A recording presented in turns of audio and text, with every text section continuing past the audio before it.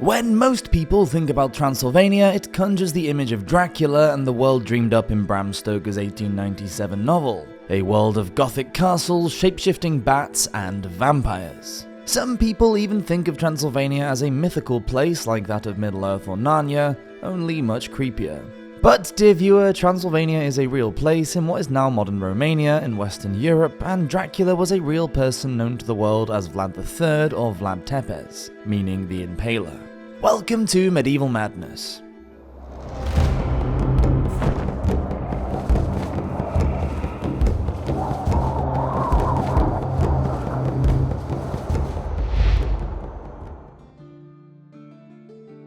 A traumatic childhood. Vlad the Impaler was born in Wallachia, a province of Romania just south of Transylvania, sometime between 1428 and 1431. His father, Vlad II, ruled the region at the time, and having been inducted into the Order of the Dragon, he was given the nickname Dracula. So his son became known as Vlad Dracula, or Son of the Dragon. The Order of the Dragon was a brotherhood of knights whose purpose was to defend its Christian territories from the Muslim Ottomans. Directly located between Europe and the Eastern Empire, Wallachia was always under attack during the 15th century. The first reign of Vlad Dracula II, voivode of Wallachia, began in 1436, and during that period of stability, his three sons, Mercia, Vlad the Impaler, and their younger brother Radu, were treated to a princely education. In subjects ranging from foreign languages and mathematics to combat, the boys were taught by the most illustrious scholars, and Vlad in particular showed himself to be both intelligent and perceptive. But the boys' peaceful and happy childhood ended in 1441 when their father went off to join John Hunyadi, the voivode of Transylvania, in a crusade against the Ottomans, having left Mercia to rule in his absence. A year later, Vlad Dracula was captured in Turkey, and in an act of betrayal, Hunyadi invaded Wallachia and put a new ruler in charge. By combining forces with Sultan Murad, Vlad Dracula was able to regain his throne quite quickly, but it came at the price of his son's freedom because Radu and young Vlad were kept as hostages at the Ottoman court as collateral for their father's loyalty. Whilst living there, Vlad the Impaler was constantly in trouble and disciplined harshly. Being witness to the Sultan's execution of hundreds of his enemies is likely to have had a profound effect on the young Vlad.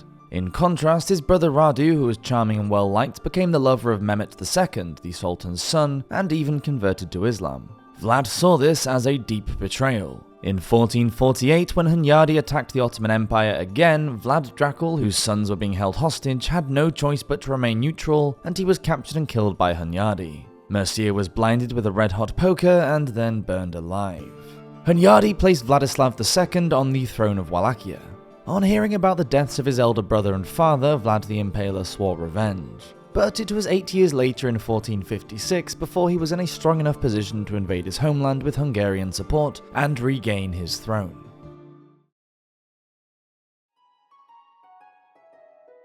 A show of power.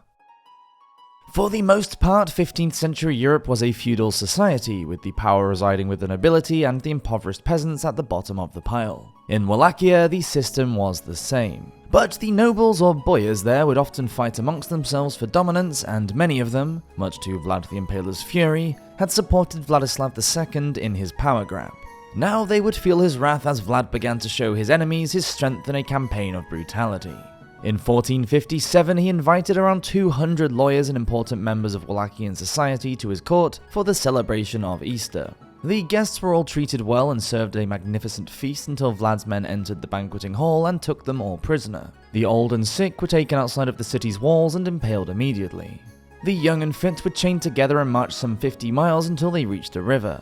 There they found large kilns fired up and ready for use. The boyars were now put to work making bricks and helping to build an imposing fortified palace. As well as making the boyars his slaves, Vlad took their lands and divided them up between the peasants. He also gave those serfs important roles within government and civilian life. By doing this, he created a fiercely loyal army of ordinary citizens who were willing to carry out his orders, which mainly consisted of killing anyone who didn't do as he asked. He also began to gather a large army of Wallachians and streamlined the military.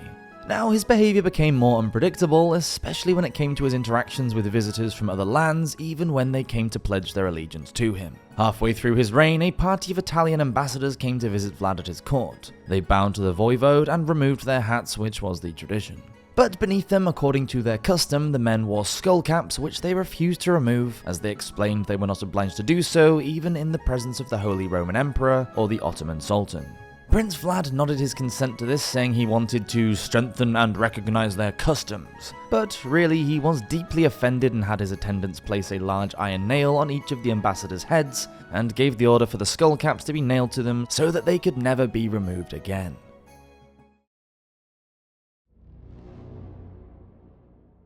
The Art of Impalement. Although thought to be the first notable figure to use this hideous method of punishment, one historian argues that impalement was borrowed from the Saxons, who used it as a punishment for baby killers, rapists, murderers of family members, and adulterers, who would both share the same stake. As a method of execution, it was Vlad's favourite way to both torture and kill his enemies, whether they were men, women, or children. One version of impalement involved pushing a blunt pole up through someone's private parts with a blunt stake to make sure that the death occurred slowly. The prisoner's internal organs would have been punctured and the corpse could then easily be displayed. Usually the pole would be driven into the earth, the victim's cheeks would be greased, and they would then be lifted onto the pole. If the point was too large to enter the orifice, then it would be cut with a knife to make the entry point larger. The stake would slowly slide further into the condemned person, who might linger on in that position for days. Prince Vlad always made sure that the tip end of the stake was as blunt as possible. One method that Vlad used was to tie each of the prisoner's legs to a horse. The animal would then pull the victim's legs apart before the pole was inserted and the condemned was hoisted into the air. The horses then carried on pulling down on the body until the stake came out of the mouth. Sometimes a sharp stake was used, inserted up through the butt and out through the chest. Or a sharpened pole could be pushed directly through the chest, back, neck, or mouth, and the prisoner would be suspended there until gravity caused the body to slide down the pole. One woodcut from Nuremberg in 1499 shows several bodies displayed in this way, while Vlad sits beside them and dines at a table. Whatever method was used, death could be slow and painful, lasting anywhere between a few hours or up to a week.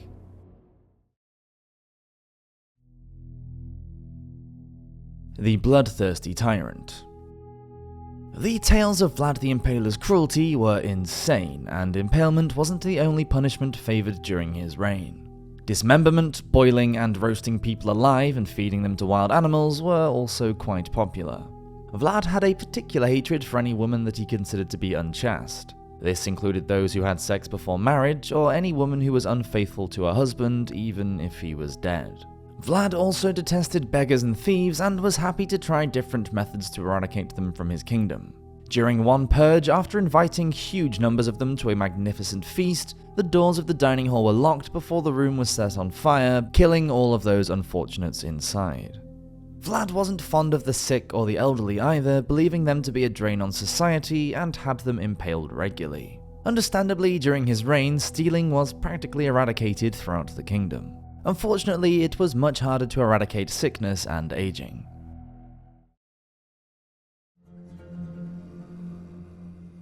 Hero and Villain.